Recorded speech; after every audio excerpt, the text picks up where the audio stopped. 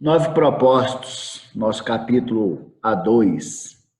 Dois automóveis, M e N, inicialmente a 50 km de distância um do outro, deslocam-se com velocidades constantes na mesma direção e em sentidos opostos. Então, se eles estão movimentando na mesma direção, esses dois corpos se encontram na mesma reta. Eu tenho um corpo M, que eu vou representá-lo com um quadradinho vermelho.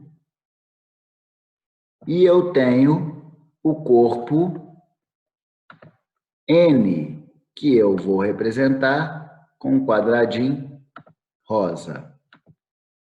Esses dois veículos estão movimentando na mesma direção, mas sentidos opostos. Então, eu vou representar o movimento do carro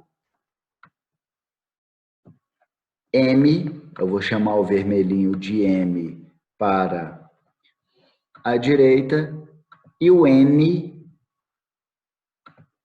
movimentando para a esquerda, já que eles têm sentidos opostos, ok?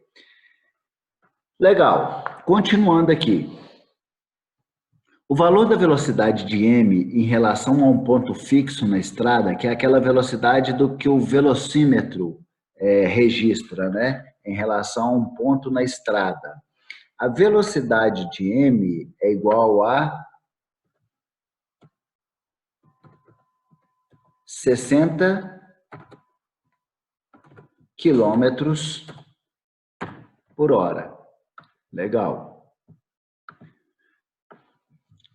Após 30 minutos, eles se cruzam na mesma linha da estrada. Então, analisando o movimento, na hora que começou a analisar o movimento, a distância entre eles era de 50 quilômetros, ou seja, esse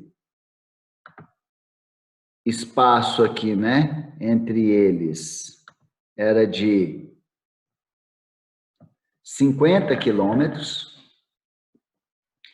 e o carro M estava deslocando para a direita, o carro N estava deslocando para a esquerda, e ao passar um tempo de 30 minutos, ou 0,5 horas, meia hora, eles se encontraram num ponto na estrada, que não necessariamente precisa ser o ponto médio. Um deslocou uma certa distância, o outro deslocou uma outra distância, e eles se encontraram. Qual foi a distância que o M percorreu? Eu não faço a mínima ideia. Qual foi a distância que o N percorreu? Eu também não sei. Mas de uma coisa eu sei, que a distância que o M percorreu mais a distância que o N percorreu, do momento que a gente começou a analisar o movimento deles, ou seja, até o momento que eles se cruzaram, ou seja, o momento que eles se encontraram, a distância deles, juntas, somadas, né? Ela vai valer 50 quilômetros, sim? Se um está indo encontrar o outro, a distância entre eles é de 50 quilômetros, eles vão ter que andar os dois juntos 50 quilômetros. Se um ficar parado, o outro vai ter que andar sozinho 50 quilômetros. Se um andar 20, o outro vai ter que andar 30 quilômetros para se encontrar, ok? Então, até o momento que a gente sabe, é basicamente isso. E aí a questão pergunta o seguinte: em relação a um ponto fixo na estrada, a velocidade de n é igual a quanto? Então, na verdade, a questão quer saber qual é o valor da velocidade de n, que ele não sabe. Show de bola! Essa questão foi legal ela aparecer aqui, que ela está de intrusa. O capítulo todo foi de operações vetoriais, mas a questão vem e aparece uma de cinemática, uma questão puramente de cinemática. Então, para a gente recordar o que foi trabalhado em cinemática escalar, ela é ótima. Então, vamos lá. Toda questão de cinemática escalar, lembrem que eu disse que ela é resolvida em 4 etapas. A primeira é a etapa da interpretação. Nessa etapa da interpretação, você vai analisar a situação, esboçar uma forma de figura mais visual, nunca esquecendo de diagramar os vetores. Quais vetores? Velocidade e aceleração. O que eu posso concluir aqui? Os vetores de velocidade eles foram traçados, a gente já está interpretando a situação. E a aceleração? Se a questão está falando que a velocidade de m é 60, qual é a velocidade de n durante essa trajetória? Eu posso afirmar que a questão está considerando que a velocidade não vai variar. Se ela não vai variar, o valor da aceleração obrigatoriamente vai ter que ser igual a 0 metros por segundo ao quadrado, porque a gente sabe que a aceleração que é responsável pela variação da velocidade. Então, legal. Esse é o primeiro passo. Quando eu sei a orientação da velocidade da aceleração, me dá condição para ir no segundo passo, que é o passo da classificação. Que classificação de quê? Dos movimentos. Se esses dois corpos estão movimentando sem variar a velocidade, eu tenho um caso aqui de dois corpos que estão em condição de movimento uniforme. Beleza? Próximo passo. Segundo passo, ok. Terceiro passo, organizar as informações que a questão nos dá para que eu possa correlacionar e chegar no que eu preciso. O que eu preciso? A velocidade de n. Mas como eu vou correlacionar, como eu vou organizar estas informações? Essas informações elas vão ser sempre organizadas no gráfico de velocidade por tempo, que é lá que a gente correlaciona as informações para a gente ter o que a gente precisa, que no caso é a velocidade de n. Então, eu vou construir o gráfico aqui rapidinho para a gente analisar a situação. Eu tenho o eixo y, que é o eixo da velocidade. Eu tenho o eixo x, que é o eixo do tempo. Essa velocidade, ela vai estar em quilômetro por hora, porque ela foi dada em quilômetro por hora, a questão está pedindo a velocidade n em quilômetros por hora, então o tempo, obrigatoriamente, ele vai ter que ser em hora, beleza? Como que ficaria o movimento desses dois corpos? O movimento de m é uma velocidade constante, como y é a velocidade, né? Vai ser uma função constante, uma função paralela ao eixo x. Tanto é que a gente lembra que a inclinação, ela nos dá a aceleração, que nesse caso é zero, não tem inclinação. O movimento de n, ele também é constante, mas ele não pode ser no y maior que zero. Ele não pode ser na região positiva de y. Por quê? Porque este corpo está movimentando num sentido contrário. Se eu considerei de m um deslocamento positivo, o n obrigatoriamente vai ter que ser negativo. Ah, não, Alexandre, mas se eu considerei m positivo, ok, m vai ter que ser negativo. Sentidos contrários tem que ter sinais contrários de velocidade. E esses dois movimentos, eles aconteceram simultaneamente. Então, a análise dele é simultânea, então eles iniciaram junto e terminaram junto a análise do movimento. Então, o tempo para os dois é de 0,5 horas, ok? Se eu marcar essa área aqui, ó, vamos ver. Se eu marcar essa área aqui, ó, que eu estou grifando, que eu estou preenchendo de vermelho, e perguntar para vocês, me respondam. Quando eu falo me responde, é para me responder mesmo, e não eu me responder. O que essa área que eu desenhei de vermelho representa? A distância. Distância de quê? A distância percorrida em relação aos 60 quilômetros, né, no caso, você está comparando. Vamos lá. O que a área do gráfico é? É a região compreendida entre a função e o eixo x, né? Essa função é a função de m, ok? Então, se a área do gráfico entre a função m e o eixo x, ela representa a distância que m andou. Se eu pegar essa área aqui, ó, de rosa,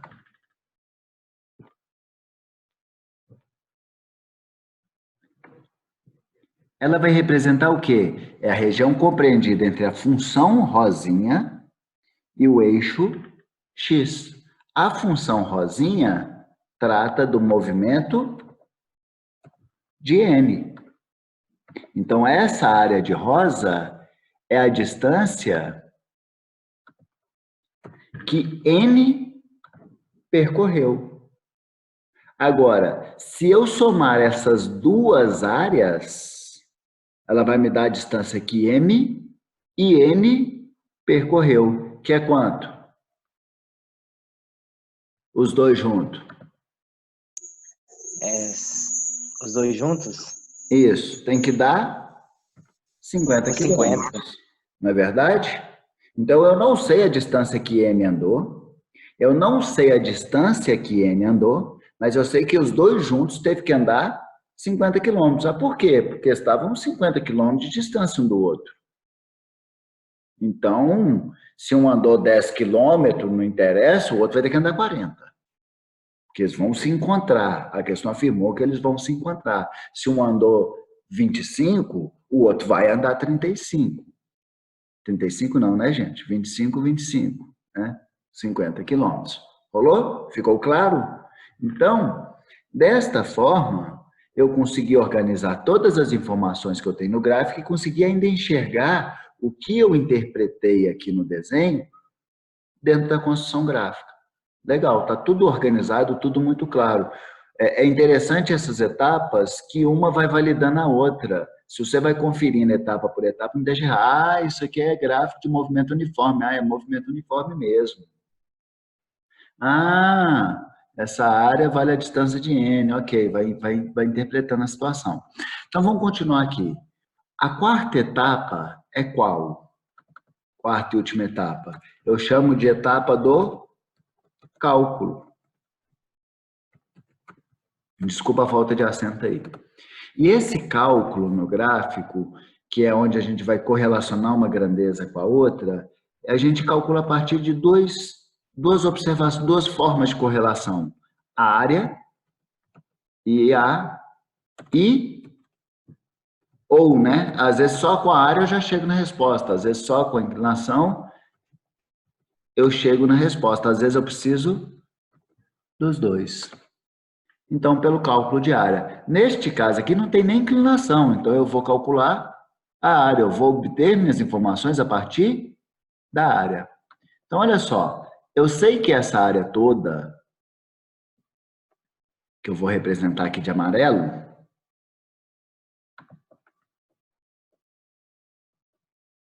eu sei que essa área toda, ela vale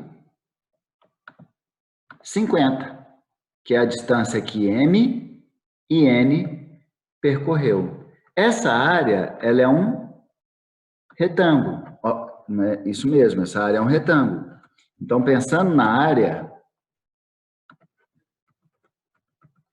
como que eu calculo a área de retângulo? Base vezes altura. Essa área vale a distância, que é 50. A base vamos pegar o eixo x, vai ser o tempo, que é 0,5. A altura é a variação de y, que vai de Vn até 60.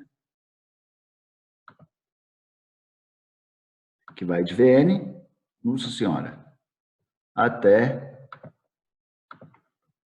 60. Concordam? Essa é a altura desse retângulo, dessa área. Então, eu posso falar que essa altura, ela é 60 menos Vn. Esse que é esse intervalo. Se esse Vn fosse 20, 60 menos 20, 40. A altura seria de 40, de 20 até 60. Se esse Vn fosse 10, 60 menos 10, 50. O intervalo de 10 até 50. Se eu quero saber o valor do intervalo, eu pego a posição final menos a posição inicial. É isso? Legal. Show de bola. Só para ficar mais fácil aqui até da gente ver, vou colocar isso aqui como meio.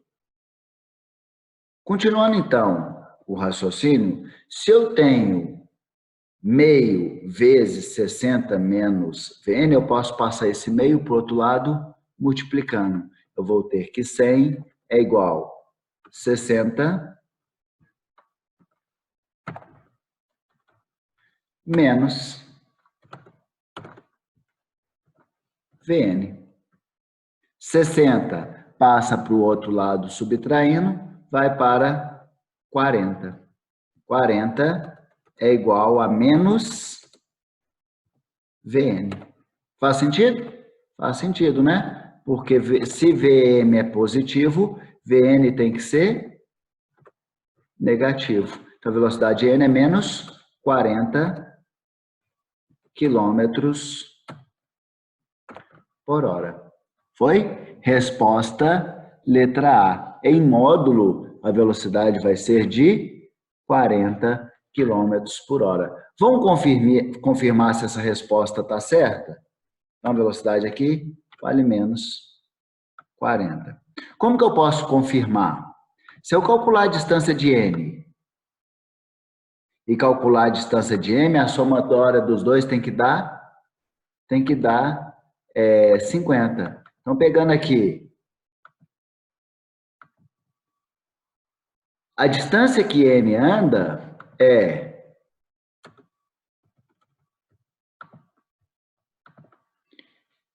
essa área que está de rosa. Já de cara aqui a gente já consegue saber que a área é 40, que seria a altura, vezes a base aqui, que é 0,5. 40 vezes 0,5, a distância de n vai ser 40 vezes 0,5, vai dar 20 quilômetros. E a distância de m vai ser 60 vezes 0,5. 60 vezes 0,5 é igual a 30 quilômetros. Um andou 30 quilômetros, o outro andou 20 quilômetros, e os dois juntos andaram 50 quilômetros. Rolou? Ficou claro? Boa revisão de cinemática. E ainda com dois corpos se movimentando simultaneamente, tá? Foi uma boa questão de cinemática. Legal. Vamos para a próxima.